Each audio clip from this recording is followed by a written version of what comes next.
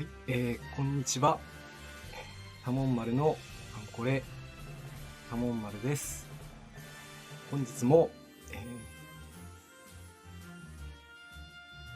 回帰攻略を、配信していこうと思います。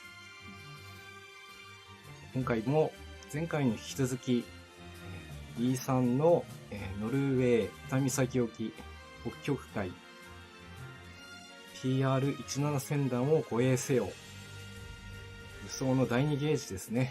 こちらの方をお送りしたいと思います。それでは早速、作戦の内容の方からご説明したいと思います。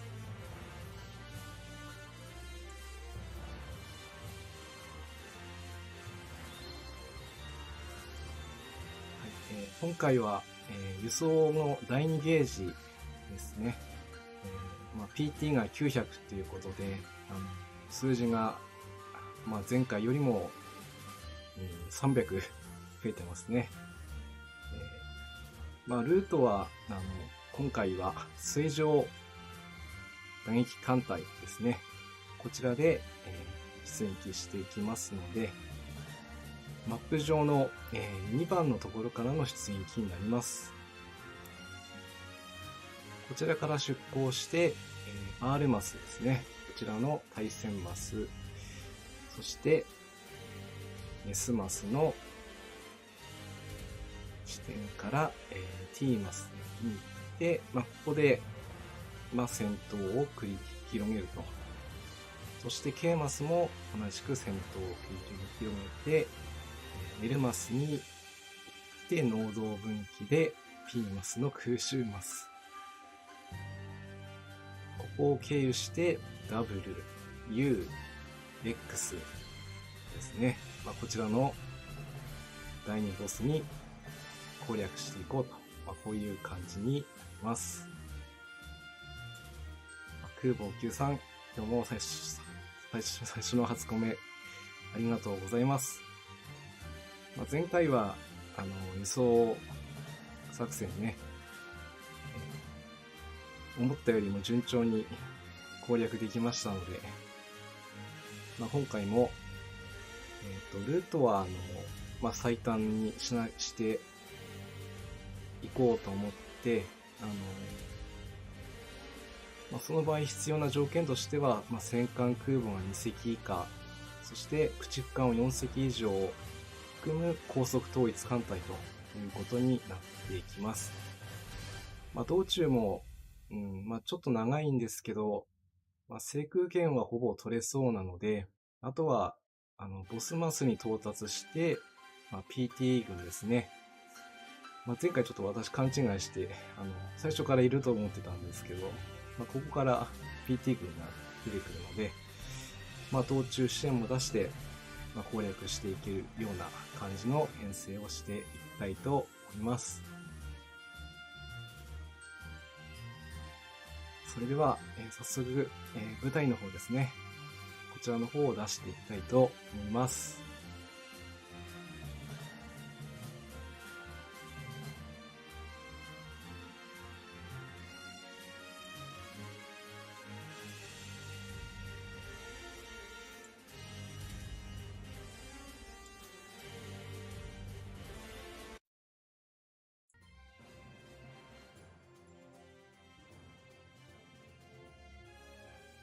今回は、前回までは輸送艦隊ということもあって、戦力があんまり出せなかったんですけども、今回は、水上第2艦隊ということで、機関の方もね、正規空母をようやく出せる海域になってきました。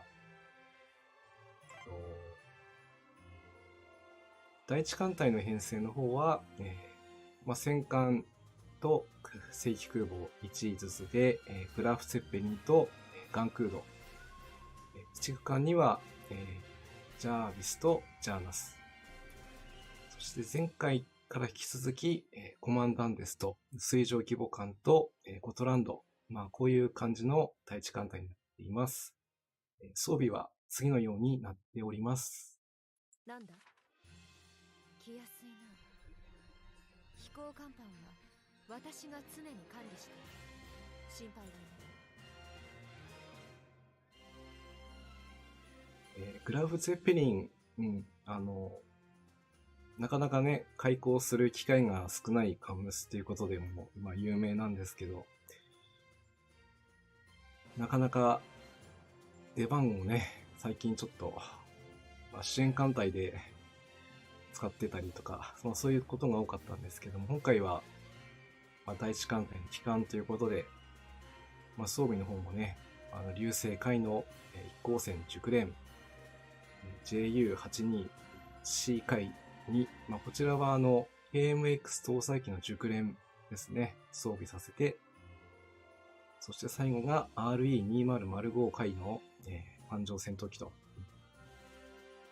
また、こちらの海域を進むには、E2 で取りましたね、アイテムの寒冷地装備&交番要員が必要になりますので、ちょっとね、艦載機数は少ないんですけども、十分、これで戦えるだろうと思っての制になっています。いいだろう。私が出よう。任せておけ。そして、ガンクードですね。戦艦枠で出してはいるんですけども、通常、速力が低速なので、その、高速化にするための、装備をしてあります。主砲の、偵察機と。かなり特攻が効いているというふうに聞いているので、かなり期待はできますね。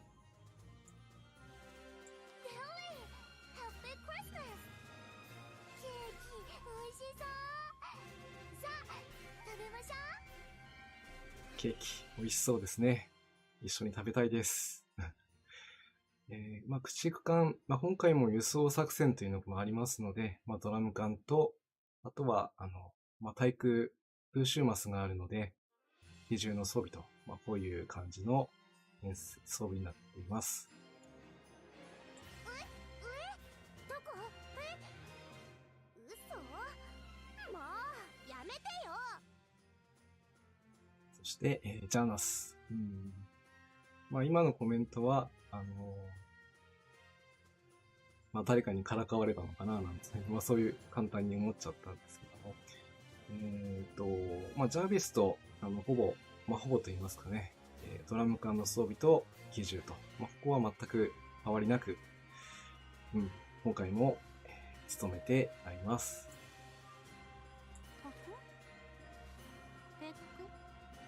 私のクレーンの何か？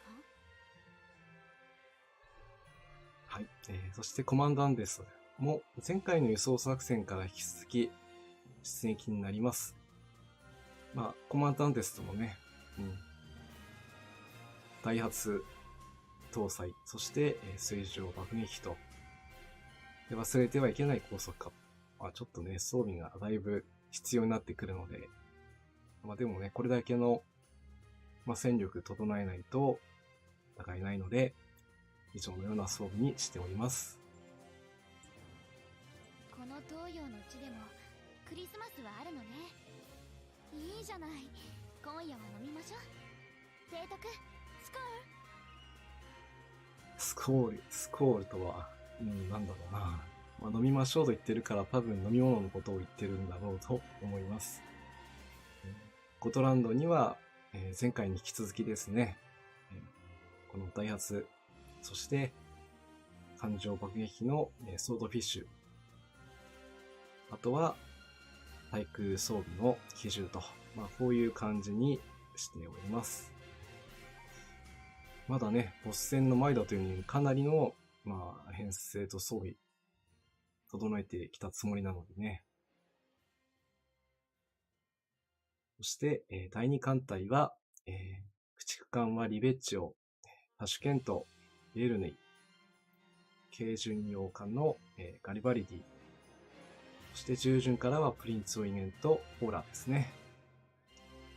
前回から変更している点としては、プリンツ・オイゲンがこちらの方に入ってきて、第2艦隊には前回軽巡洋艦ということでヘレナを入れてたんですけども、ちょっと火力の方を高めておきたいと思いまして、ププリンツを入れています。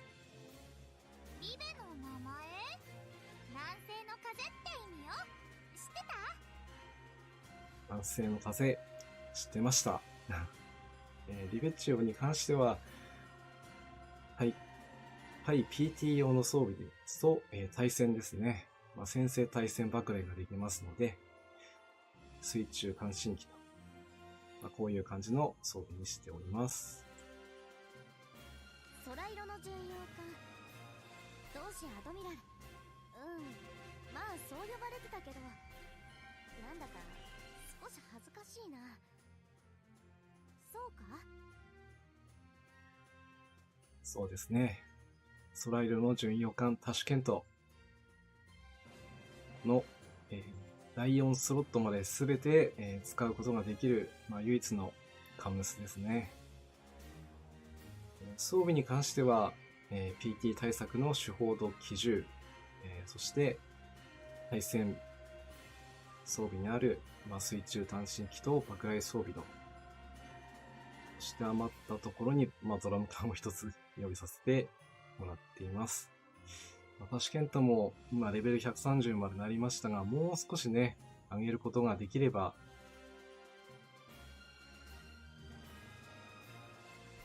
対戦装備一つだけで、100超えることができるようになるので、でもね、それはそれで、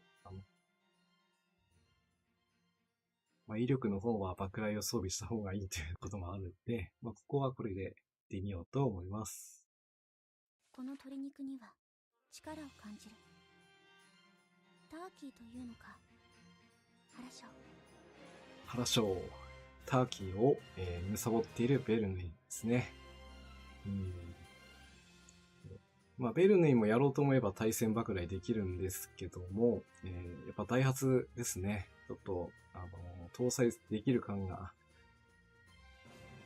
にはしてもらおうと思っているので、ダイハツを2つ、そして、PT 対策で機銃と、機銃じゃない、手法と見張りにしてたな。これやっぱ機銃にした方がいいな。機銃にします。ここ変更。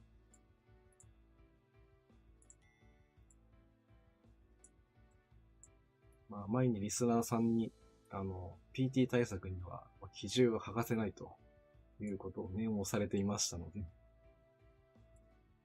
その戦訓をきちんと活かした装備にしていきましょうね。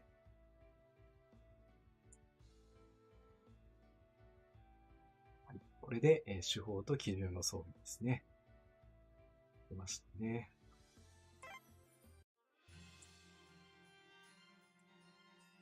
いいぜ。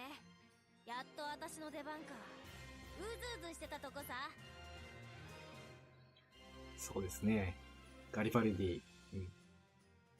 この子もね、ちょっと迷ったんですけども、今の艦隊の編成上、対空装備カットイン出せそうなのが、もう彼女しかちょっといないなということになっちゃって、10センチ連装広角砲と高射砲装置、そして対空電弾、さらに高射装置までちょっと過剰装備かとは思うんですけども、空襲ね、おろそかにすると、手痛いダメージを受けちゃうので、ここは万全を期しての装備になっています。そして軽巡洋艦も輸送作戦上ドラム艦装備ができるので、ちょっと多めに装備させております。クリスマスはやっぱりシュトーレンやレープクーヘンが楽しみ。美味しいよね。クリスマスモードですからね、もう美味しいケーキとかね、ターキーとか、来週には本当にそういう季節といいますか時期になるんで、そういう時にはたくさん食べてね、元気にいきたいところです。その代わり食べたからにはちゃんと運動をしてね、その後正月もあるわけですから、あまり蓄積すると後々大変なことありますので、それはさておきとして、ここからは従順洋艦になります。戦闘家になるので輸送には、全く、ポイントが稼げない。代わりに、戦闘の面においてもう十分活躍してもらおうと思いまして、手法、水上偵察機に、プリンレーダーじゃないんですけど、不毛レーダーを装備と。あとは、機銃も装備させています。プリンツも、どちらかと言いますとね、ほとんど講談作戦で、最近ですと、切り札的に使ってたのはほとんどなんですけどもね、今回は第3回帰の出撃ということで、かなり、期待が持てそうです。なんでしょう、出撃も飲み会もいけますよ。そして、ポーラですね、出撃も飲み会もいけると。もうザラ姉さんはね、第1回帰で出撃していますのでね、ここは妹のポーラにね、頑張ってもらおうと思って出撃になります。手法、そして野戦に意識をした野艇と照明弾、あとは対空戦を備えての機銃装備ね。以上の12名、水上第2艦隊の出撃をします。道中支援についても引き続き、駆逐艦朝風、神風、戦艦金剛、比叡春菜、軽空母商法ですね。こちらの道中支援艦隊。そしてあとは基地航空隊ですね。作戦計画概要をご説明します。第一基地航空隊は、陸港産の陸上偵察機。これでいいのかな？ちょっと待っていいのか。どうしようかな。一応調べたつもりではいるんですけども、そうなのね。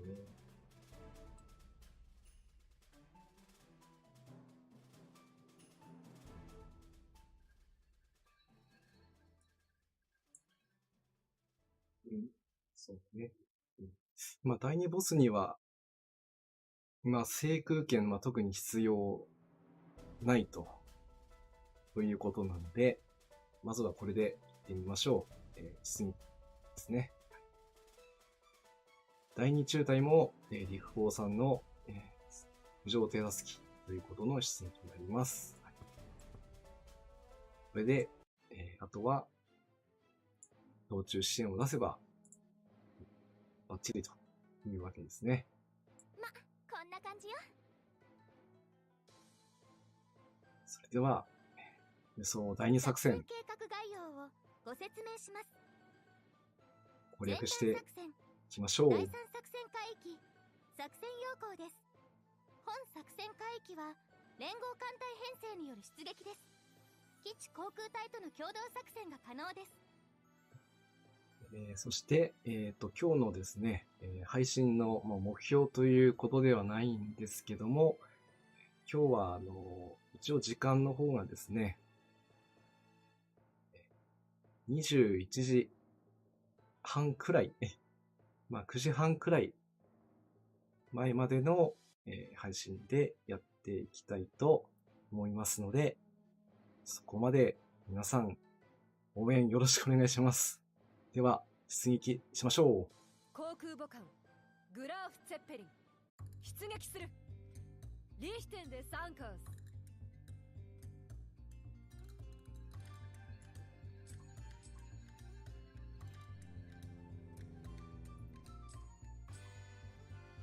一応今回は輸送作戦なので、できるだけ輸送ポイントを高く設定されているものですから、一応計算上では1回の戦闘で、S 勝利を取れれば約120ポイント PT を取ることができます。まあ、もし仮に A 勝利だとすれば、まあ、約80ポイント。なので、まあ、順調に予想作戦攻略できれば、S 勝利7回の A 勝利1回で攻略はできる。まあ、机上の空論ですけどね。攻撃隊発艦始め。決裂ぞ。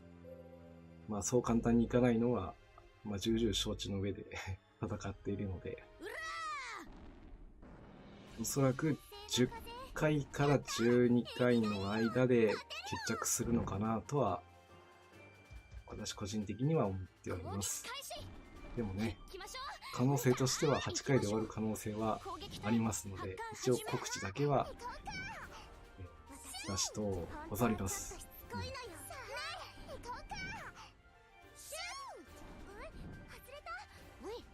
行きましょう。攻撃隊発艦始め。有効かな。よし。再戦装備、やっぱりね。ここもちょっと迷ったんですね。対潜水艦船装備を用意して、出撃するか、もしくは基地航空隊をここに出してしまって、もう対戦装備を載せないか。私の故郷の偽装って物がいいし。ですが、なかなか、ボス戦になった場合、少しでも手数がないとね。まあ、S勝利を取ろうとするとなかなかね、打ち漏らしてしまう可能性。まあ、これだって S勝利取れるかって言われるとちょっと、まあ、自信的には、っていうところなものですから、まあ、できるだけ、まあ、手数は、多い方がいいだろうと思って、基地航空隊はボス集中にして今回は出しております。まあ、本当に S 処理が取れそうもないなという風な感じがしたら、決戦支援も出そうかとは思ってるんですけど、まずはこの状態でね、まあ、どれだけやれるのか、まあ、それを見てみたいなと思って、用意をしてみました。敵艦隊発見か。よろしい。攻撃隊発艦始め。決裂ぞ。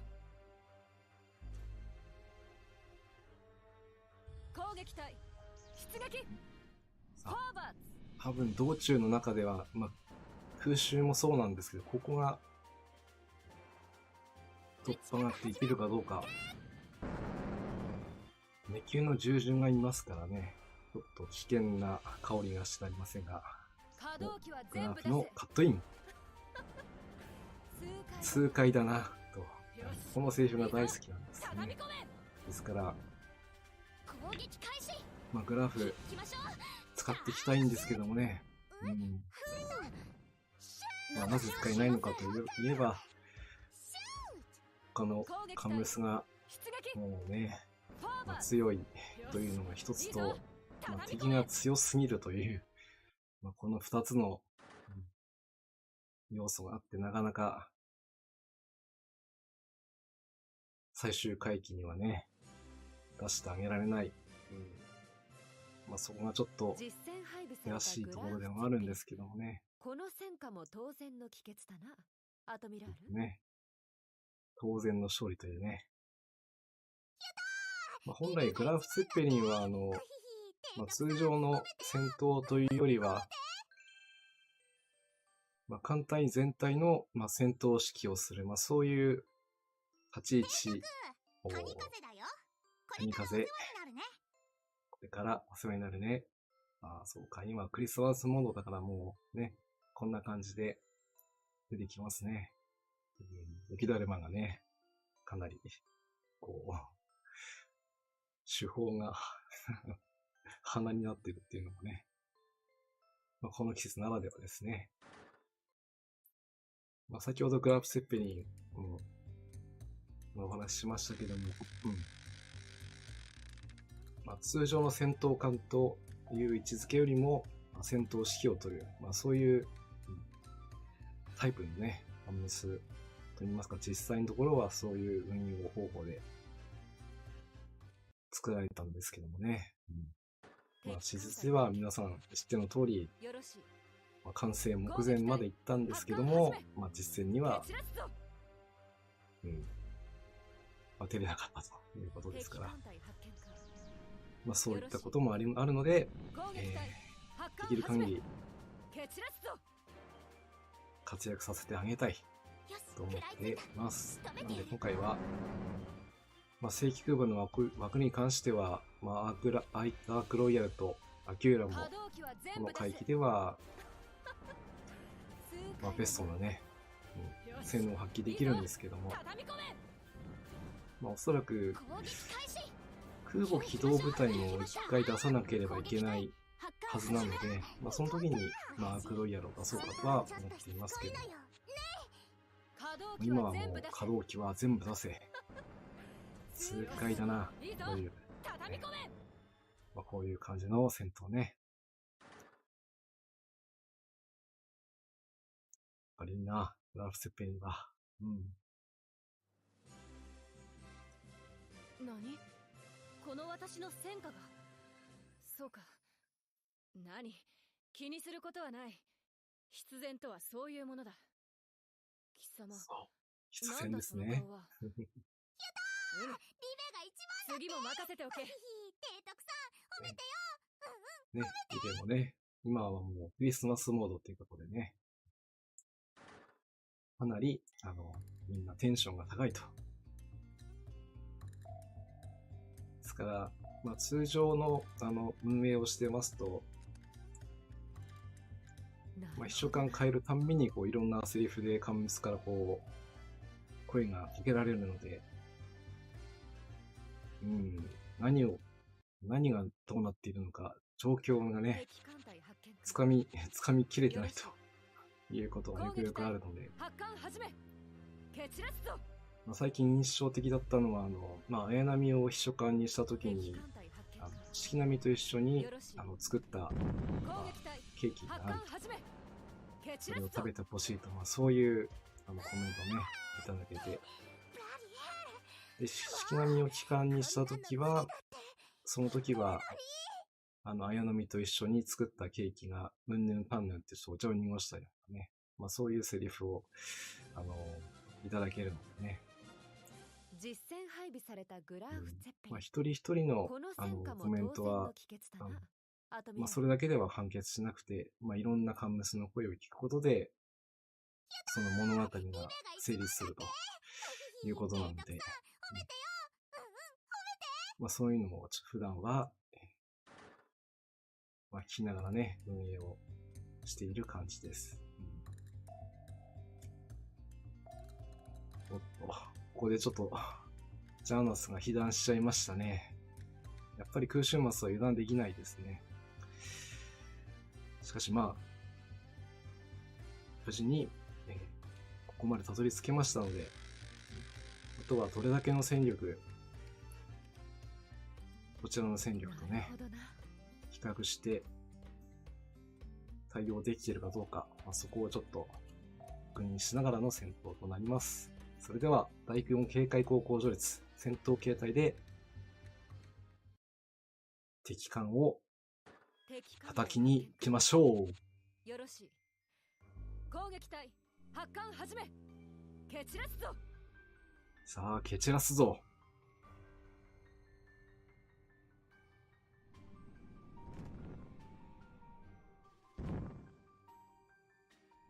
さあ、PT 軍が6機もいるか。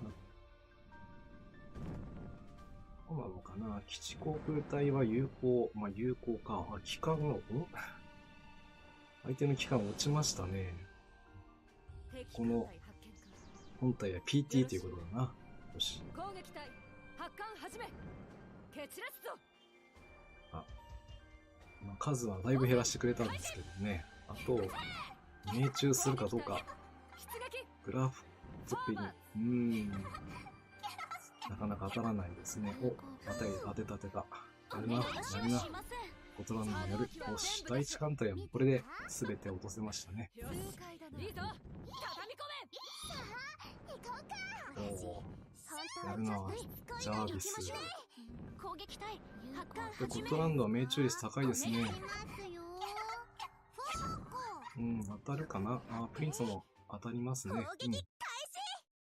よし、これなら、今の戦力でね、十分戦えることが、わかりましたんでね。勝利、取れました。カムスのみんな、本当にありがとう。実戦配備されたグラーフ・ツェッペリン。この戦果も当然の帰結だな、アトミラール。私がラッキーガールですって？全然そんなことないよ。浅瀬とか苦手だし。はい。最初のね、戦闘で121ポイント。最初の戦闘としては、もう100点満点。ですね。ごきげんよう。先ほどちょっと噂をしていた南が来ちゃいましたね。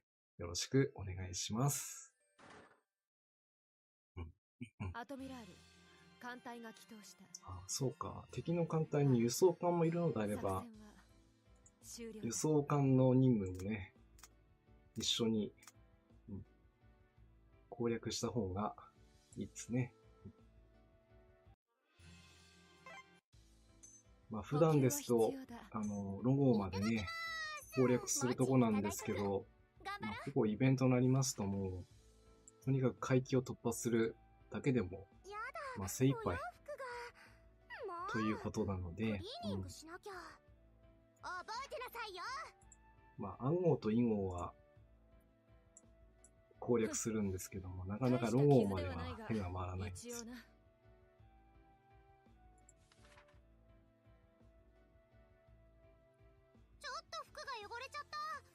小さな被弾も油断をしますとね、そこから大きなダメージになりますので、もうバケツはガンガン使っていきますよ。そのために貯めていましたからね。最近ですとなかなかバケツの数も、1000ちょっとで推移することが多いんですけども、今回はだいぶ時間もありましたんでね。イベント開始前で1500程度のバケツを用意することができて、その後、艦隊編成をしながら、貯めていった結果、今は1600個っていうね、数まで来ましたけども、おそらくこの海域で、100近く、いや、それ以上使う可能性はあるんでね。こんな感じよ。とにかくイベントは、もうそういうのはあんまり気にせずにね、限りなく万全の体制で出撃する。これが大事です。中途半端な戦力を投入してしまうとね、かえって、艦隊の被害がね、大きくなったりするんでね。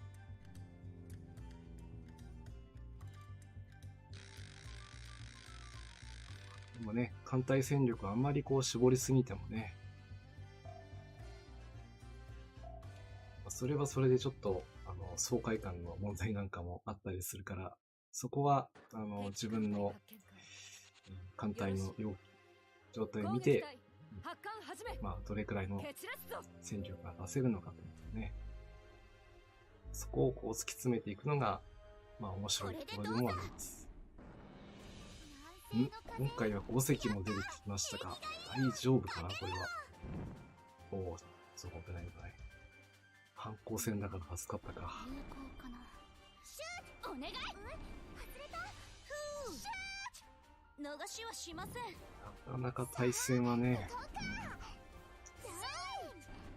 ゃんと私見て、本当はちょっとしつこいのよ。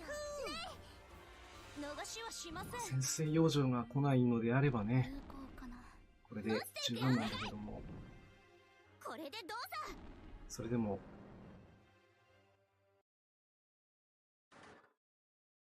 確実にね、ダメージを与えて、2回目の来撃はまずもらわないようにしていかないと、ここの突破のおぼつかないですからね。本当？やだ、ジャービス。ほら、見て、私な。空色の巡洋艦がまたですね。結構、イベントの最初のマスの潜水艦っていうのは、本当に出番が多いですけども、ここで撤退するとかなりここがダメージいきますからね。まあ、心にダメージが来ると。まあ、そうならないためにも、十分な準備と休養、敵艦隊発見これを用意していかないことにはねよ、ろしい。攻撃隊発艦始め。攻略がおぼつかないんですよね。攻撃隊さ出あ、攻撃。撃隊、フォーバーズ。攻撃開始。頼むよ、頼むよ、支援艦隊。突撃します。陣形を整え、よしよし私に続いて行くからね。よし、いいぞ。畳み込め。初段が外れてしまったか。攻撃隊出撃。フォーバーズ。攻撃開始。なかなか、こちらの命中弾、ようやく出ましたね。よかった。敵艦は落とせたんだな。2級がね、ちゃん残しちゃうと危険なんで、見てた？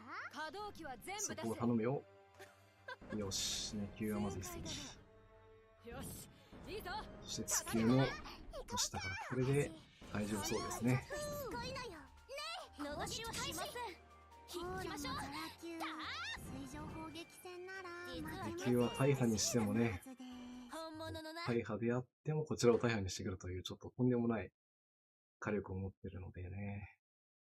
ここは油断せずに伝えた方がですね。実戦配備されたグラーフ・ツェッペリン。この戦果も当然の帰結だな、アトミラール。はい、グラフツェッペリン。グラッツェ。ですよ。私がもらっていいのかい？悪いな、みんな。そういうことだから。そういうことなので、やったぜと。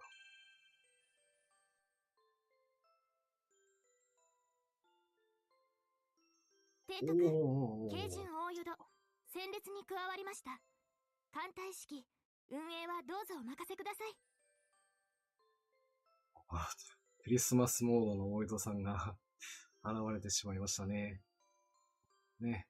水上偵察機に雪だるまが乗ってるという、ちょっと、シュールな場面ですけどもね。いやー、道中で出るとびっくりしますね。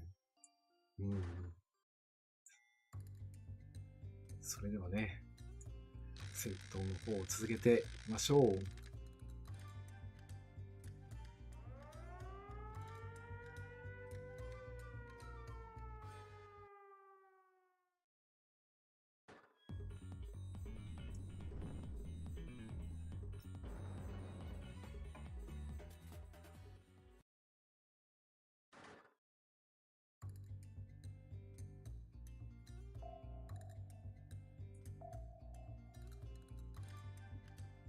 さあ、道中の1回目の水上戦となります。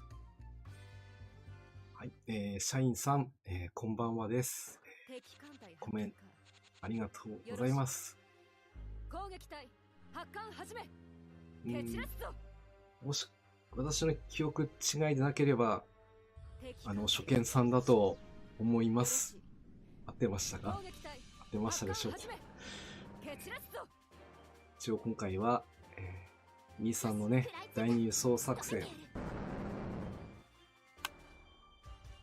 攻略をやっております。いいぞ。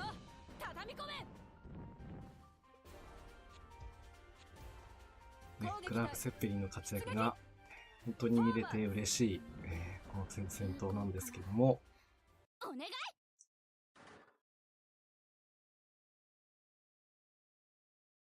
よかったね。通常の戦闘はね。先ほどもちょっと危なかったんですけどね。何？無事に抜けられました。この私の戦果が。そうか。いや何？気ー、まあにするこイベとはない。ント中もあるんですけどもね、まあ、いろんな方が、配信されてる中で、本当に見に来てくださってありがとうございます。次も任せておけ。まあ、なかなか進行ペースはちょっとゆっくりやってるので、クマ。可愛いですね、よろしくだくまちゃん。ほんとね、手法が、なんだろうな、ちょっと、まあ、アンテナも飾り付けされてしまってね、この格好で戦闘に出すのはちょっとなぁとは思っちゃうんですけどね。うん。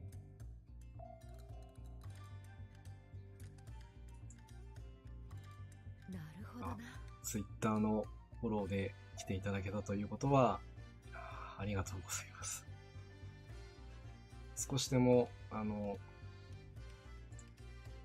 まあ、同じこう趣味が合いそうな人に、敵艦隊発見か。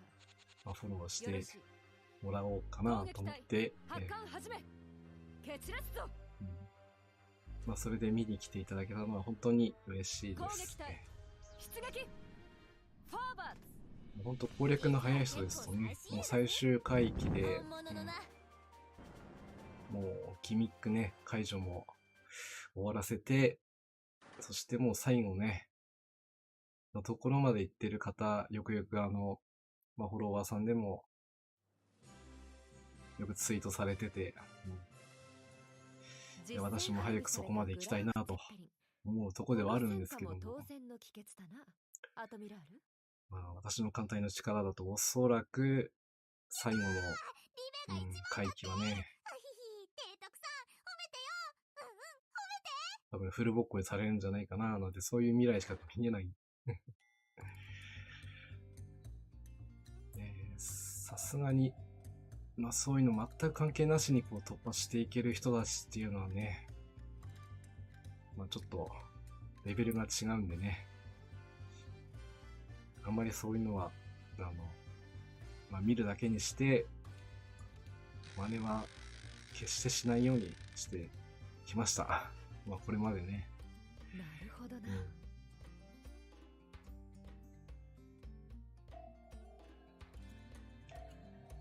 さあ、2回目、出演となります。まあ先ほども随分、基地航空隊、敵艦隊発見か。よろしい。活躍してくれたので攻撃ね。隊発艦始め。決裂ぞ。 E4 の、最後の削りのとこでお待ちしてますね、ということですね。わかりました。私も、できるだけ早くね。怖いな。まあ、編成だけはちょっとちらっと見たんですけどもね。見ただけだとね、やっぱりわからないですから、実際手合わせをしていただいて、敵艦隊発見か。どれだけの力があるのか。攻撃隊発艦始め。決裂ぞ。見ただけでね、強いっていうのはわかりますからね。よし、いいぞ。どうやって勝つのかなと想像ができない。まだでもね、私、まあ、ただ一つ言えることは、攻撃隊でも我々には撃たないで。攻撃開始。たった一度の勝利でね、行きましょう。攻撃隊発艦始め。勝利することができます。本当はちょっとしつこいのだからよ。その第一つの勝利を取るために、出撃。フォーバーどれだけ諦めないズ。でよし、いいぞ。畳み込め。迎えるのか。もちろん、まあ、むやみにただ進むのでなくてね、攻撃隊発艦始め。勝てる可能性があるところまでね、詰めていって、これでどうぞ。それでもう最後は、とどめがね、させるかどうか、まあそこに全てがかかってるという緊張感。これがイベントですね。まあ、それを味わいたくて、この私の戦果が。そうか。まあ最終回帰はね、何、気にすることはなもうい。必然とはそういうものだ。しかもその最終部となれば、なんだどうしその顔は。ようアドミラル。難しいのはもう承知の上と言いますかね。何も任せておけ。それこそ、何度でも嬉しいものさ。まあ、艦隊をね、育てている、原章。その、まあ、力がね、試せると。そこが楽しみでね。いすずです。水雷戦隊の指揮ならお任せ。その時にクリアした達成感といったらもう、勝利に導くわ。よろしくね。一気に脱力感にも襲われるところもありますけどね。いすずさん、よろしくお願いします。アトミラール、艦隊が帰投した。よし。あだいぶいい感じで削れと言いますか、輸送作戦、補給は必要だ。進行できておりますね。いただきまーす。クラッツもちいただいとく。頑張ろう。でも、フォロワーさんやリスナーさんからね、海域の情報いただいているからこその、私として攻略がスムーズにいけてるわけで、下がります。飯袋これがもし先行して心配していただいて攻略となりますと、こうはい当然いきませんから、少しシャワー浴びるわ。私も昔1回だけやったことあるんですけども、なんだ。やっぱりね、気安いな。飛行甲板は私が常に管理している。一番イベントでやってて怖いのは、護身軍をするのが怖いですから、ご説明します。そういうのだけはもう絶対にしないように心がけてはいるんですけど、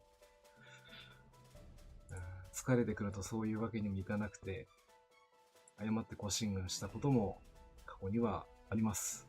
だから、そういったことをしない意味でも、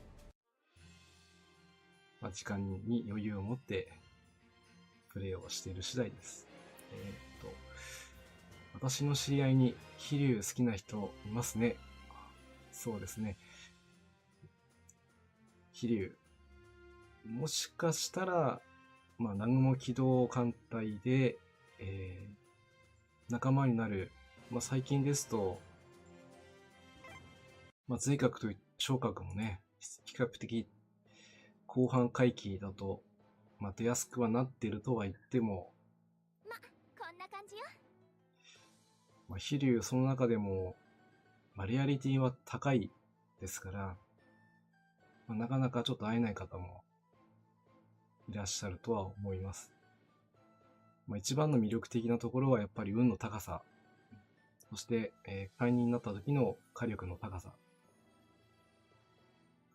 史実を反映して、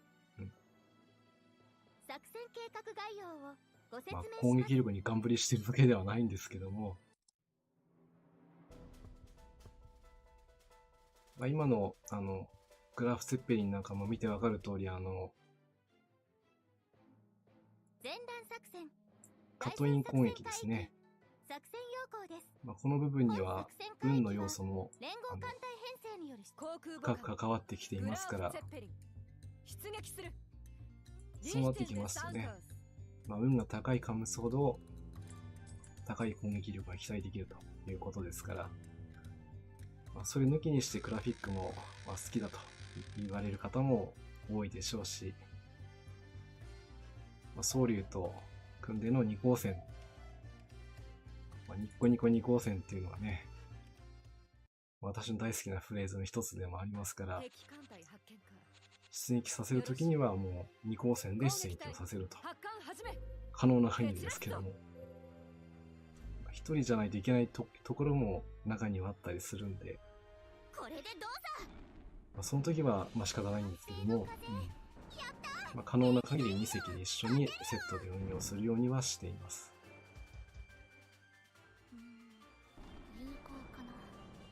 前回の大型イベントの場合は、前段作戦の最終海域の E4 ですね。この海域で、飛竜、そして蒼龍、そして、931、航空隊ですね。装備に特攻も出せてくるのも久しぶりと言いますか、それが全て噛み合って、ね、doing という感じで、その時はまだ支援艦隊が来る前だったんですけどもね、突破することができたのは、何度でも嬉しいものさ。少しでも強くなったんじゃないかなというふうにも感じることができて、今回もできることなら、ね、支援艦隊なしでね、攻略できたらいいなとも考えてはいたんですけど、なかなかね、このカンコレっていうゲームは攻撃隊発こ艦始め。うしたら必ず勝てるというものがないものですから、攻撃隊出撃。少しでもねフ、ォーバー使える戦力がもう全て投入しないと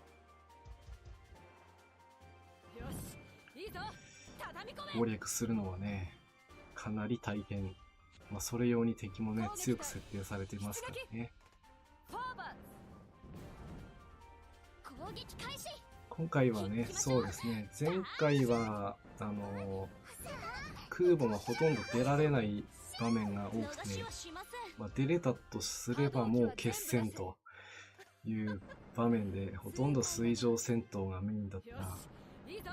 畳み込かめ。なり苦しい戦いだったんですけども、本当はちょっとさ、行きましょう。攻撃開始。発艦今回は第1回機からまあ空母も出すことができますし、まあ、第4回機に関しても、あまり私まだ特に調べてないんですけども、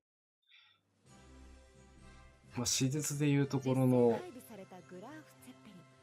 まあ、多号作戦、アトミラール。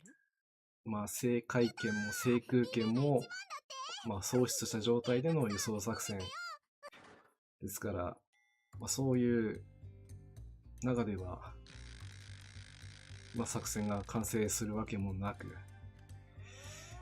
まあ、その作戦を完成させるためにも、航空隊のね、活躍は絶対に必要だということだとは思いますので、やっぱり、基地航空隊との連携、そして航空母艦の艦載機体の制空権確保、まあ、これをなくして輸送作戦は、完成しないというのは、まあ、戦闘、まあ、入る前から、攻撃隊発艦始め。多分そういう戦いになるんじゃないかなとちょっと思ってました。まあ、艦上戦闘機に関しては、よろしい。まあ、自分なりにはそれなりに用意できてるんですけども、基地航空隊の陣形を整え、私に戦闘機体の部分に関して言うと、よし、いいぞ。畳み込め。64戦隊、可動機ははやぶさ2型ですね。そして3型、まあ、これらを活用できれば、まあ、航続距離も長いですし、逃しはしません。まあ、制空権確保の大きな助けになるということは、分かってはいるんですけども、まあ、数で言うとまだ、はやぶさの3型鋼ですね。こちら、1中隊は、まあ、回収はマックスで立ってるんですけど、もう1中隊はね、まだ7で止まってるんで、必然とはそういうものだ。貴様提督さなんだその顔は。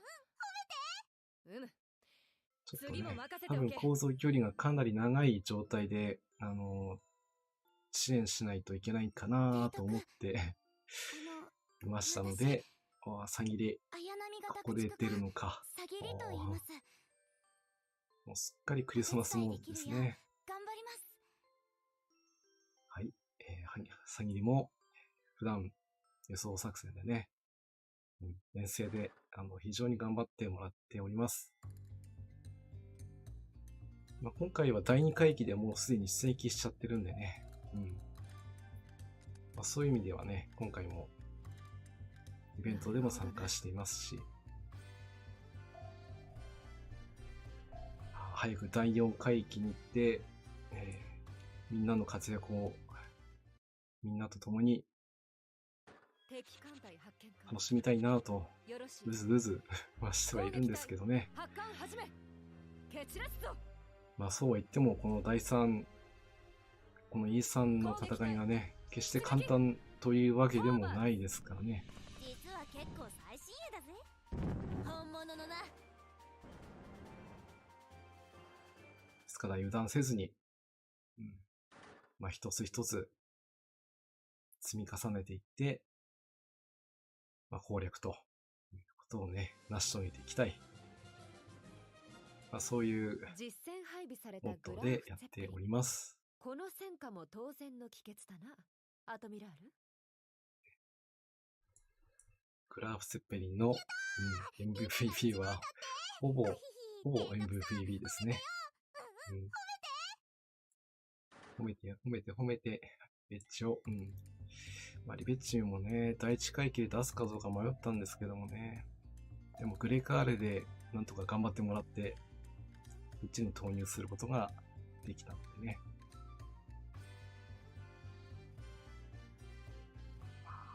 レーベとマックスもいるんだけども、対戦装備ということになっちゃうと、やっぱリベッチオの方が優れてますね。まあそういうことで、リベッチオが選ばれています。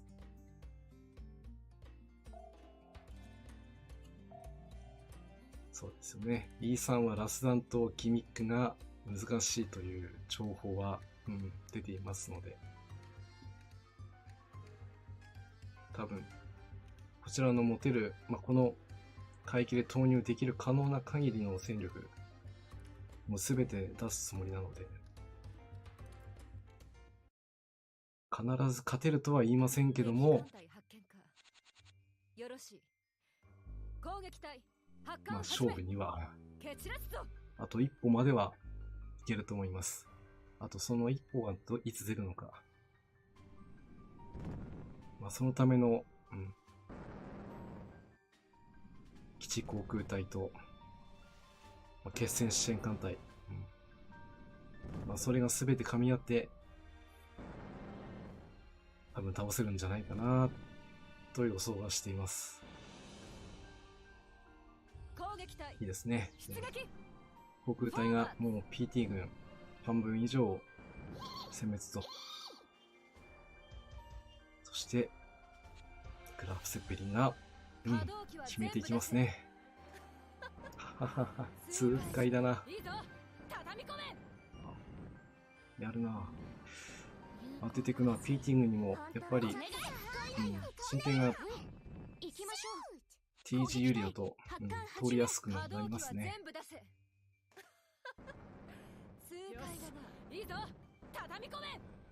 500ダメージ。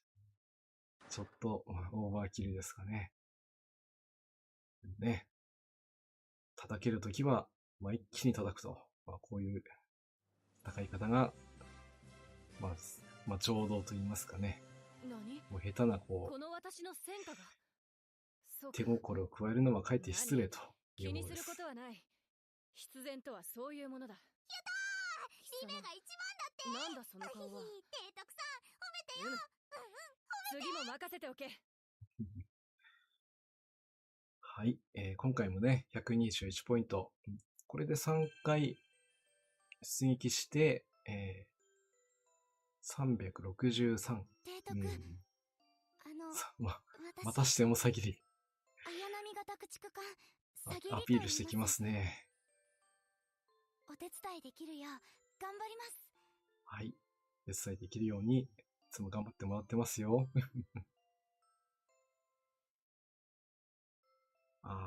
そうですか。縛りプレイをされていたんですね。なかなか通常の艦隊で攻略しようとするとかなり特にボスの耐久力といった走行値をね、高めに設定されてますから、そこをちょっと、それでもね、戦闘艦ですから、ダメージは通ると思うんですけど、じゃあ最後のとどめを刺そうとするとね、なかなかちょっとキャップ、よく言われるそのダメージが与えられる最大値ですね。その値が出せるかどうかで決着がつくのか。そこまでいかなくても、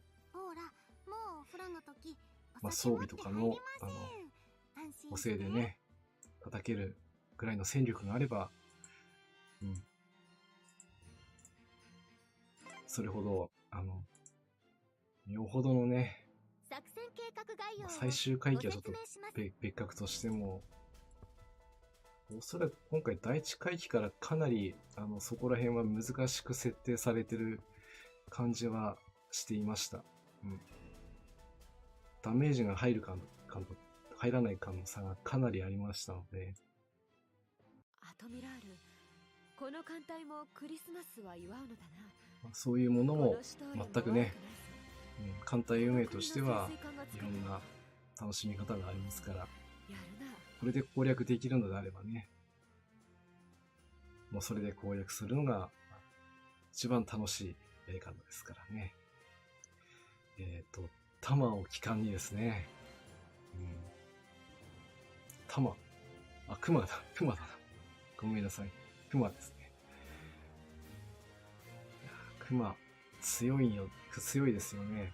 買いにではないですけども、戦闘能力だけ見ればもう買いに相当感の戦闘力を持っている。こんな感じよ。熊型軽巡の、ネームシップということですから、私もね、熊には、私の縛りはということですよね。作戦計画概要をご説明します。前段作戦、第3作戦海域、なかなかね、作戦要項です。私も縛りプレイ本作戦海域はされてる方のプレイ連合は艦隊編成による出撃です。基地前段作戦、よく拝見させていただいてるんですけども、作戦要項です。本そういう方たちの作戦海域は連合艦持ってる隊編成装備による出撃。なんかもね、よろしい。この機動部隊はい私や、が預かる。素晴らしい機関グラウフ・ツェッペリン抜病する。回収ですね。もう完全にもう終えて、その上当然機関のね、連打も、カンストまではいかないにしても、それに近いレベル。いやー、これはちょっと好きじゃないとできない、敵艦隊発艦用意できないなとよ。ろしい。攻撃隊発艦始め。蹴散らすぞ。いろんな楽しみ方がありますからね。これでどうぞ。私の楽しみ方としては、もちろん、戦闘ですからね。攻撃開始。戦闘力の高い艦が有利なのは、重々承知はしているんですけども、本当はちょっとしつこいのよ。ねえ、行きましょう。攻撃隊、可能であれば、始め。行こうか。出撃可能貨物をすべてね、戦闘に参加させて活躍させてあげたいと。そういう育成方針で、だいたい平均の艦滅の連動はですね、 I'm glad to be able to help. Doing. どうしアドミラル。一部の子を抜かせばだいたい80以上はもうみんなキープしてる状態ではあります。ですから、もしね、後半回帰で出番が来ても、いつでも生きるぞと。その時こそ今まで育成してきた甲斐が書いていますかね。出番が来たぞと、いうところがお見せできるんじゃないかなと思います。そうですね。札が何枚来てもね、切れるように準備、ね、していかないとね。ご推薦突撃します。陣形を整え、私に続いて。過去のイベントでもそうだったんですけども、可動機は全部出せ。痛快だな。最初のね、海域で使ってしまってもう出られない。攻撃開始。それはそれで仕方がないんですけども、ではそれ穴を埋める方がいるのかどうなのかっていうところがね、可動機は全部出せ。いればいいんですけどね、それがもしいなかった時の絶望といったらないですね。場合によってはもう、その海域の攻略難易度を落としてでもクリアするしかないということには、なりかねませんので、何？この私の戦果が、普段やれるうちの中でも、気にすることはない。準備の上では、必然とはそういうものだ。カンムスの連動、このこれをどれだけ上げられるか、これも第一うん条件としては必要なことだと思いますし、それがある程度できた上で、備蓄ですね。どれだけ強い艦隊でも弾薬や燃料がなければね、戦闘ができませんので、これらを用意して、でそれに目処がついてきたら、いよいよ今度は、装備の回収ですね。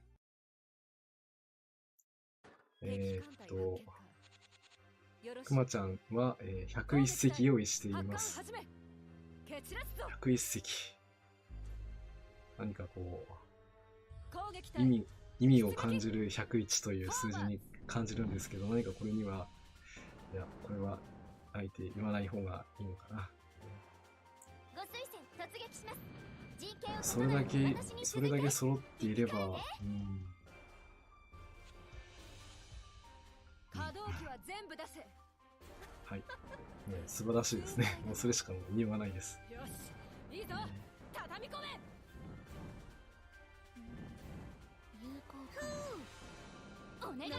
普段が101枚来ても大丈夫なようにしていますが。101枚の札。以前、大規模イベントのレイテの時は、1マップで札3枚とかっていうこともありましたからね。大いに越したことは全くないので。でもそこまでいるともう、第1艦隊、第2艦隊もそうですけども、支援艦隊にも入れられるし、なるほどな。そうね。全部入れることが、可能というかそれ以上のレベルになってますね。敵艦隊発見か。よろしい。攻撃隊発艦始め。蹴散らすぞ。やっぱり人それぞれ楽しみ方が全然ね違うところがよくわかります。攻撃隊発艦始め。さあ、このための対空カットイン。いいですね。やっぱりこう、対空戦はね、制空権がどれだけ優勢であっても、対空カットインが出ないとちょっと不安が出ますからね。この戦果も当然の帰結だな、アトミラール。そうですね。縛りプレイをされている方、今回も、攻略されているのがよく見れますんで、私もね、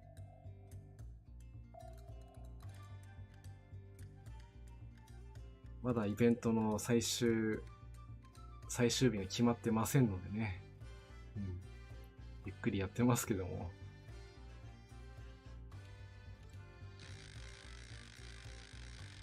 いろいろこう、情報を調べていくと、必ず突破口が、見えてくるはずですから。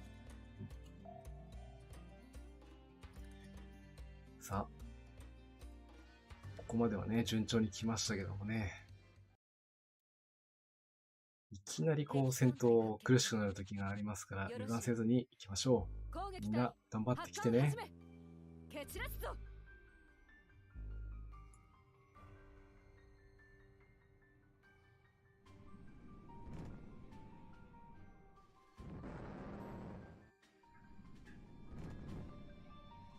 さあ、基地航空隊のみんなですね。よしよし。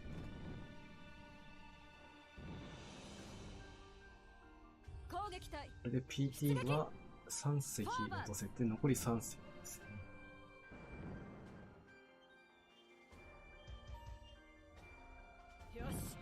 ここは戦闘に集中して見ていきましょうか。まだ私沈みます。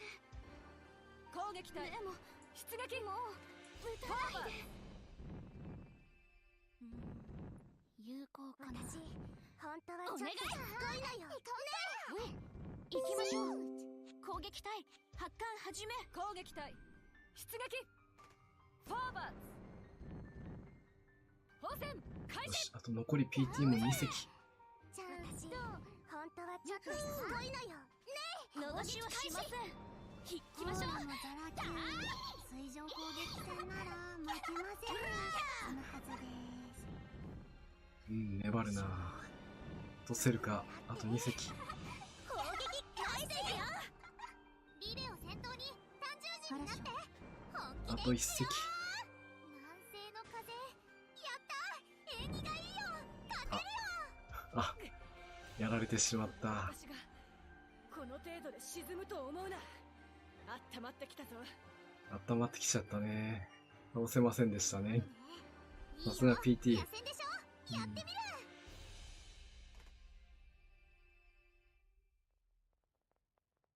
これでまあ A 勝利は取れるんですけどもね。S 勝利ちょっと取れなかったですリレね。ーを先頭に単獣人になって本気でいくよ。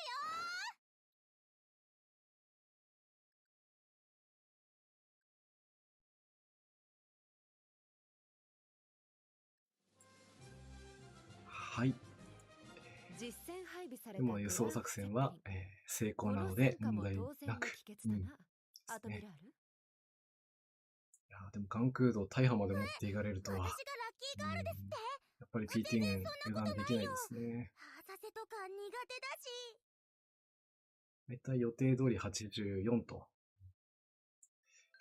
それでも450ちょっとまで来ましたので、あと半分ね。さあ行ってみよう。3入りとくれば天霧と。天霧だ。よろしくな提督。よろしくお願いします。順番で出てきちゃうのかな、ここは。アトミラール、艦隊が帰投した。補給は必要だ。いただきます。こう、クラッチも十分ねいただいとく。頑張ろう。倒せるなと思って用意しても、こうね、まあ、すんなりいかないのが、この艦隊コレクションっていう、侮れんな。まあ、ゲームなのでね。まあ、だからこそ、準備には、私としたことまあ、が。じっくりね、時間をかけて、メシブク、心配していただいて用意していかないと、少し偽装とな体をかなかね、洗いたい。攻略ができない。問題ないか。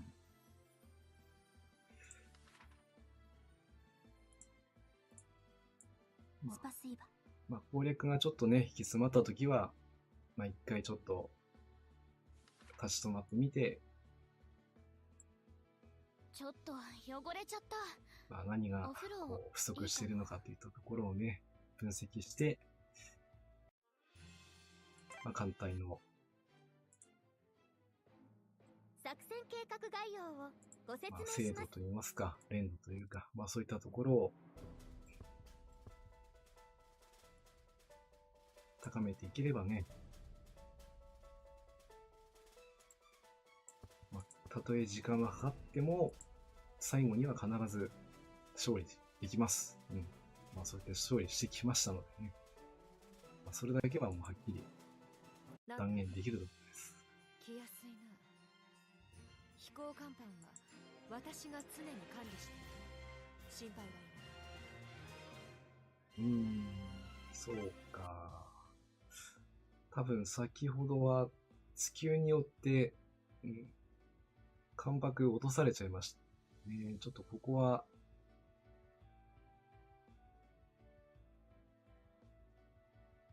見落としたなぁ。まあ、致し方がないですね。では、作戦計画概要をご説続けて明します。出撃していきましょう。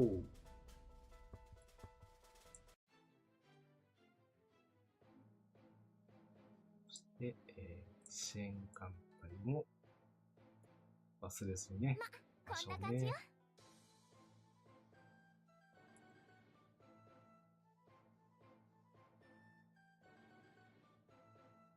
作戦計画概要を前段作戦第3作戦海域航空母艦グラーフ・ツェッペリン出撃する。リヒテンでサンカース。あと、本当にもう開始して1時間も経過してなんですけども、音声とか、音楽とかね、今日は、ちゃんと届いていると思って、配信してるんですけども、聞こえ方、どうでしょうか。よろしい。特別問題がないのであれば、OK とか、よしとかね、コメントをいただけますとありがたいです。もしBGM がちょっと、聞き取りづらいとかですね、また私のちょっと音声ですかね、声が聞き取りづらいないし音が低いとか、もしお気づき点がありましたら教えていただけますとありがたいです。久保久さん、OK といただけてありがたいですね。いつも設定の方も、できるだけね、リスナーさんからいただいた情報で、それで固定していきたいなという感じではやってはいるんですけども、どうしても機材をセットしているときには場所がね、いつも同じ場所にならないということが多々あるもんですから、もしまたね、ちょっとこう気になるところがねあったりしたら、いつでもいいので言っていただけますと、大変助かります。攻撃隊発艦始め。蹴散らすぞ。さあ、そう言ってるうちに、一番のポイントですね。この月にやられたのかな。これだいぶ関西機落とされてる感じがするな。よし、食らいついた。仕留めてやる。支援艦隊は十分。あとは、艦隊で可動機は全部出せ。どこまで取れるかな。痛快だな。よし、いいぞ。畳み込め。関空との手法は機能している。お願い。逃しはしません。シュート。さあ、行こうか。シュート。攻撃隊出撃。フォーバーツ。よし、いいぞ。畳み込め。ダーリン。ちゃんと本当はちょっとしつこいのよ。ね、逃しはしません。よし。お願い。ちょっとの油断もねしてはいけないんですね、この海域も。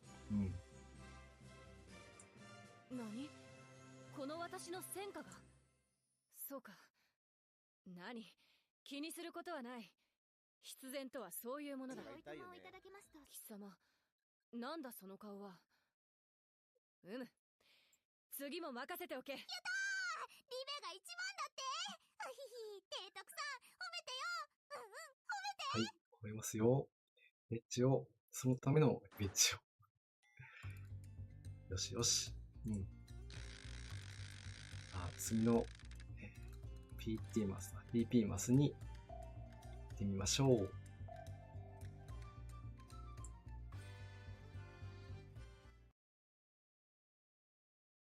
敵艦隊発見か。よろしい。攻撃隊発艦始め。蹴散らすぞ。攻撃隊出撃。フォーバーツ。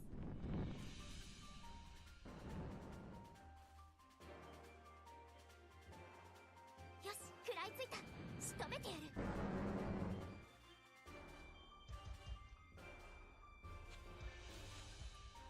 可動機は全部出せ。痛快だな。よし、いいぞ、畳み込め。ここで、今回初めての道中での大破、出てしまいましたね。本当はちょっとしつこいのよ。ね、利休従順、エリートはね、ちょっとね、油断すると、駆逐艦のため、倉庫を抜いちゃうんでね、実戦ワイン配備されがたグランついにフゼッペリン。炸裂してこのしまった。戦果も当然の帰結だな、アトミラール。リベが一番だって。あひひ、提督さん、褒めてよ。さあ、ですかね。でも、帰ればまた来れるということなので、お願いします。アトミラール、艦隊が帰投した。補給は必要だ。いついかないただきまーす。クラッチ。どうしてもね、駆逐艦の耐久力は、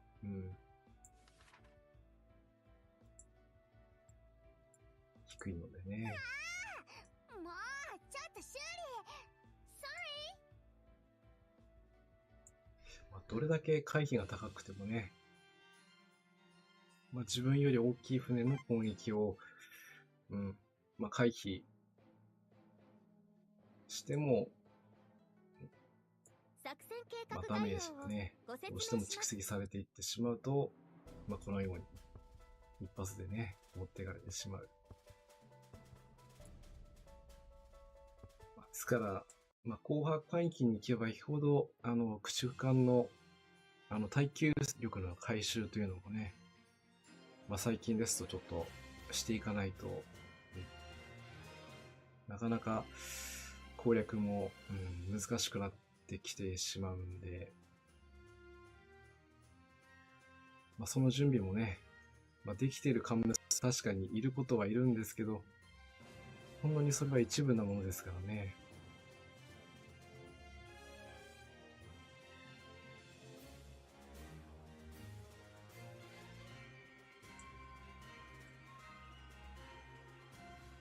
しかしながら、道中での、こういった、戦闘は必ずね、確認して、誤進軍は絶対にしないと。これが大切なことなので、進撃して攻略する。それが、当たり前のようにできるということは絶対考えてはいけないですね。戦闘は何が起きるかはわかりませんから。勝つまでやればいいじゃんっていうところもあるんですけどね。でもそれが、ただ、勝つというのではなくて、必要な戦力で、必要の勝利。ちょっと日本語おかしいかもしれないんですけども。そこもね、あんまりこだわりすぎるとちょっと、ゲームの、部分ではあるのでね、好きな艦物を好きな階級で出して戦う、ね、リスナーさん、社員さんのようにね、もうこの監視割りをするという楽しみ方も当然必要なことですし、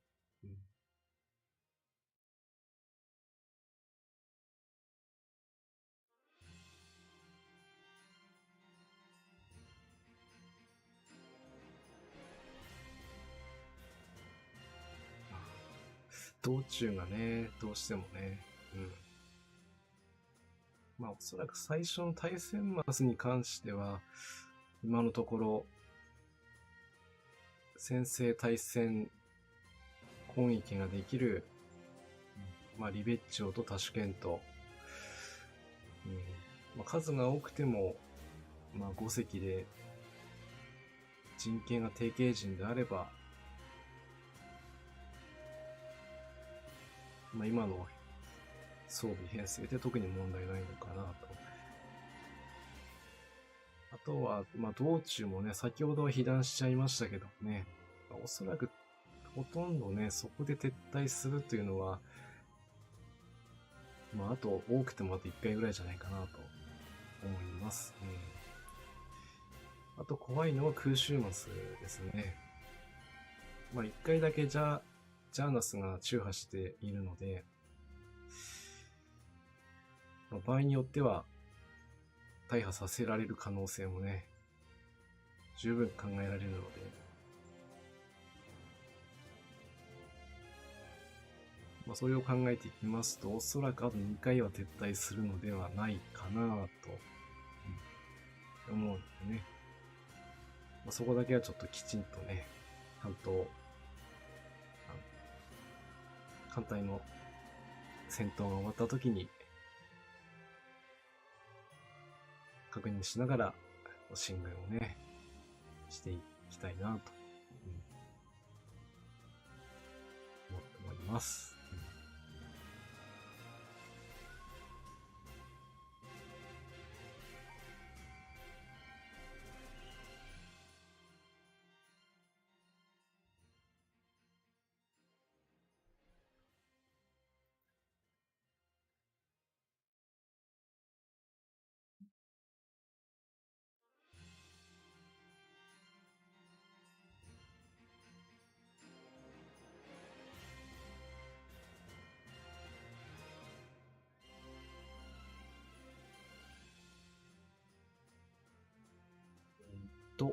そろそろ疲労の方がね取れそうですね。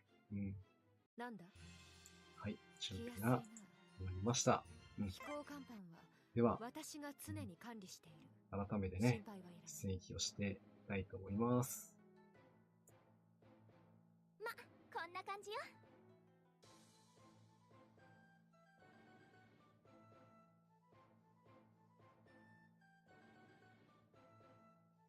作戦計画概要をご説明します。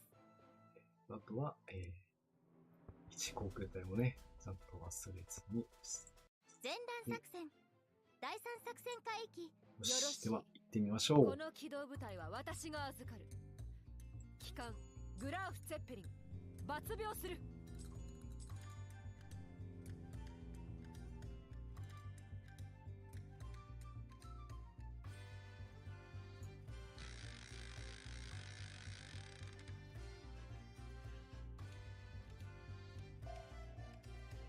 さあ、最初の、対戦マスを突破していきましょう。みんな頑張ってきてね。敵艦隊発見か。よろしい。攻撃隊発艦始め。決裂ぞ。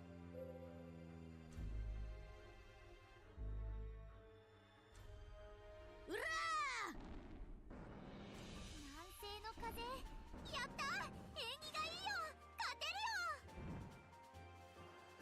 よ。よし、最初の攻撃がかわせさえすれば、あとはね、こちらの対戦攻撃でダメージを与えて、2回目の攻撃は絶対にさせてはいけないと。よし、OK ですね。まずは最初のマスをあと。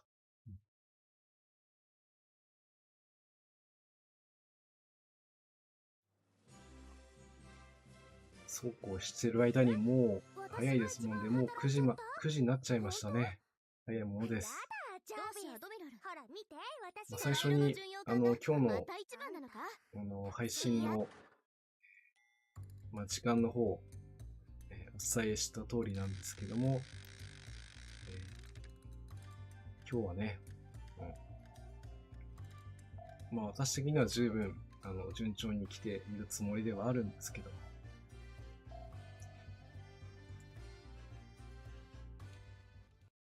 この、出撃がね、今日は、最後の出撃ということに出しとうございます。ブツに到達できるかどうかまだわかりませんけど、きちんとね、カンムスたちの戦いの勇姿を目に焼き付けて、いい支援攻撃だ。よし、いいぞ、畳み込め。プレイヤーとしての、勤務をね、果たすためにも、フォーバー攻撃開始。行きましょう。危ない危ない。危ないですね。逃しはしません。この2級もね、本当はちょっとしつこいのよ。今のところまだ牙を向いてないんですけどもね。出撃。フォーバーよし、フォーバー。まずは、水上第2部隊を蹴散らせましたね。実戦配備されたグラーフ・ツェッペリン。この戦果も当然の帰結だな、アトミラール。リベが一番だって。はい提督さん、まあ、第2艦隊ではね、回すようなことでは、水上戦、大変なことになっちゃいますからね。仙台参上。野戦なら任せておいて。仙台3、そうか。今はこの、プライベート、非常にカジュアルなね、クソになっていますね。よろしくお願いします。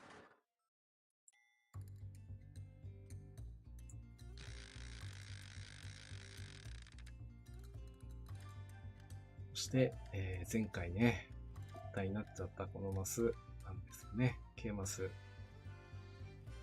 さあ、突破をしていける。カンムスたちがやってくれる。まあそういう気持ちを込めてみんな頑張ってきてね。蹴散らすぞ。攻撃隊出撃。フォーバー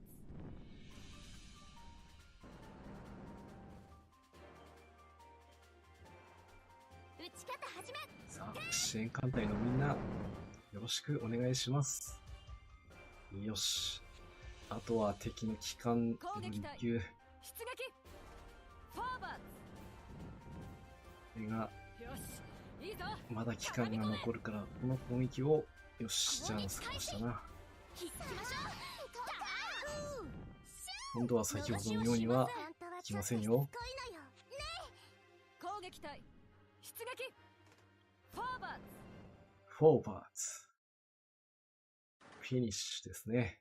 やりました。あとは、ルーシューマスを突破すれば、予想作戦がね、完遂できますからね。グラーフ・ツェッペリン。この戦果も当然の帰結だな、アトミラール。ね、やっぱりグラフがね、ここで活躍するところをね、見せてきて本当にね、嬉しいですね。よしよし。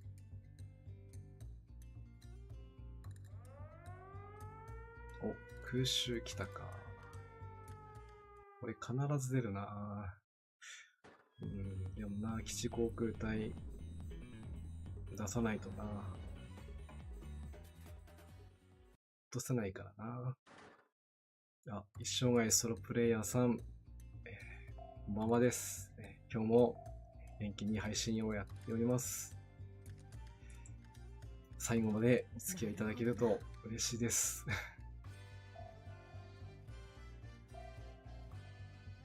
ね、今、第二輸送ゲージの、ちょうど、ボス手前の空襲マスなんでね、ここを抜ければ、輸送作戦、敵艦隊発見か。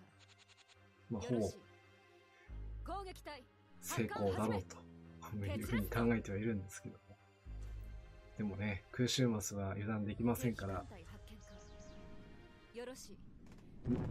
そうだ、カットインは出なかったし。蹴散らわーおー、ね、こうなるんですよね。油断はしたつもりないんですけど、大破しちゃうんですよね。ただ、こういうことはもう、お昼のは実戦配備されたグラーフ・ツェッペリン。この戦果も当然の帰結だ特な、にね、アトミラール。想定ないということですから、提督さん、で、絶対なります。帰ればまた来れるということですねアトミラ。ール、艦隊が帰投した。ああ、なかなか作戦は終了だ。作戦がね、だんだん進行していくとともにこう、深海生還型側もね、必死に抵抗してきますから、こういうご進軍はせずに撤退をすると、そういうちゃんと務めが果たせました。はい。ということでね、今日は、ちょっと時間の方を設けて、配信をしておりました。どうしても輸送ゲージも長いっていうのもありますし、先ほどもあったように道中がだんだんね、苛烈になってくると、誤った判断をしてしまいかねないということもありますので、本日はね、攻略は以上になります。はい。では、今日の、何の日コーナーもね、いつもコーナーやらせてもらいたいと思いますので、少々お待ちください。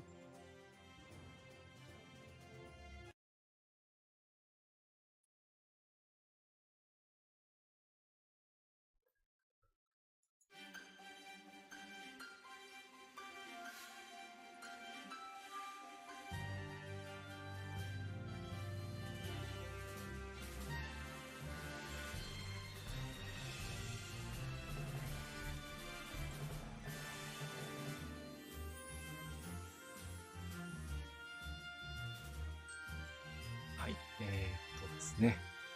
今日は、何の日コーナーです。本日は、12月18日、東京駅完成記念日となっております。もう1914年、もう100年も前ですね、大正3年のこの日、東京駅の完成式が行われたんですね。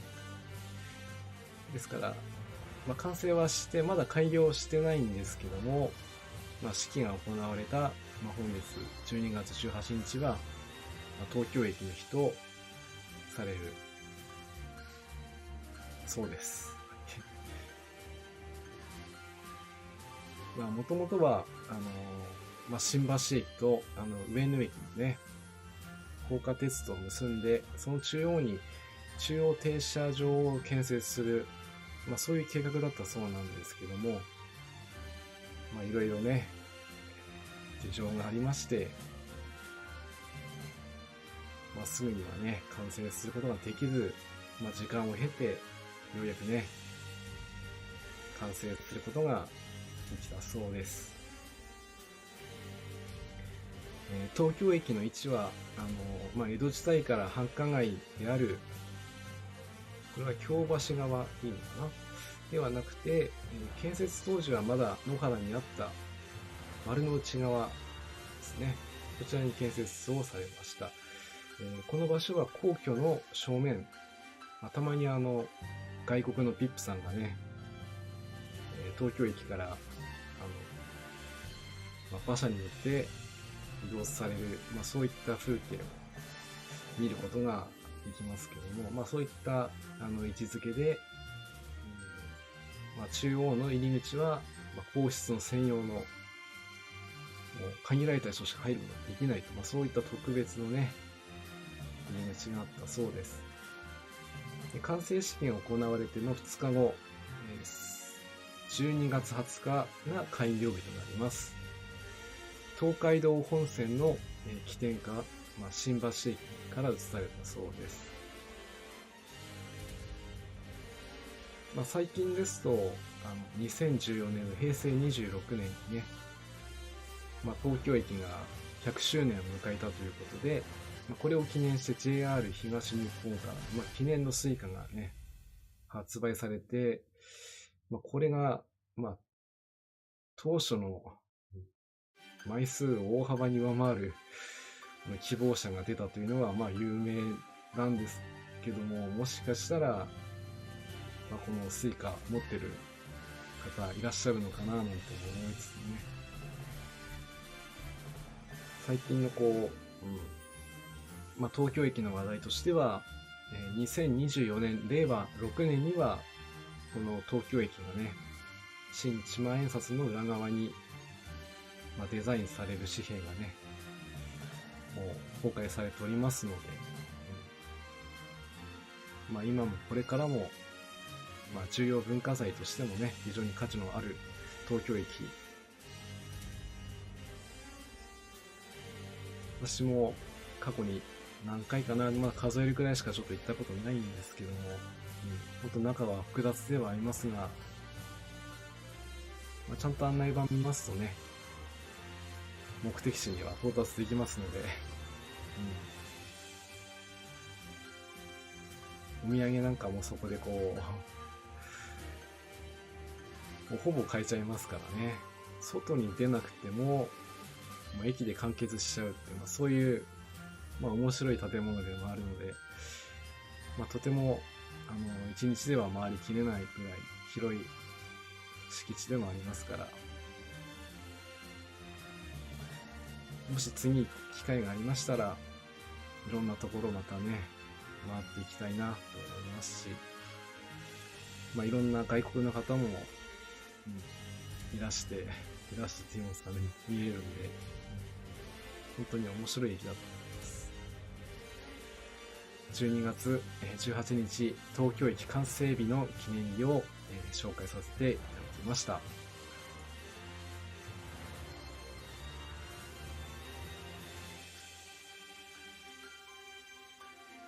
はい、本日はね、多聞丸のかっこれ、多聞丸です。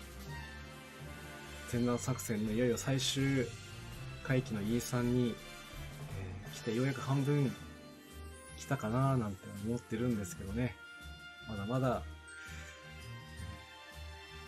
作戦は途中です。次回は第2輸送ゲージパート2ということで、お送りさせていただきたいと思いますので、次回もね、今回は準備も大体整ってるので、できれば早いうちにと言いますか、明日はちょっと時間がないので、明後日日曜日にね、こちらの輸送ゲージを攻略していきたいと考えております。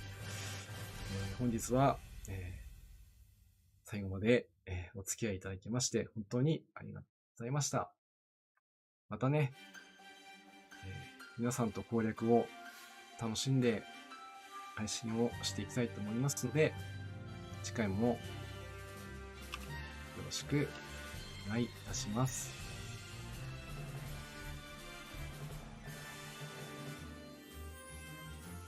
それでは皆さん、次回もお会いいたしましょう。